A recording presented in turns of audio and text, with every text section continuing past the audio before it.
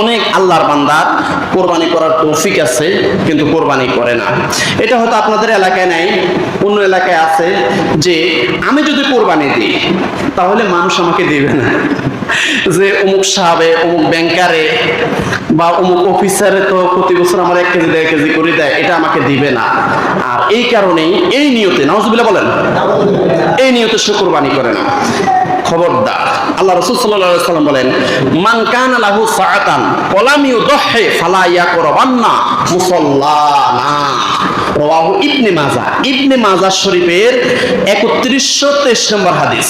রাসূলুল্লাহ সাল্লাল্লাহু আলাইহি ওয়াসাল্লাম বলেন, মান কানা লাহু সাআতান, যাদের তৌফিক আছে, সামর্থ্য আছে, যাদের তৌফিক আছে, সামর্থ্য আছে, যেই মুমিন মুসলমানের তৌফিক আছে, সামর্থ্য আছে, ওয়া লাম ইউদহি, কিন্তু সে কুরবানি করে নাই, ফালা ইয়াকরাবান্না মুসাল্লানা, ওই মুসলমান যেন আমি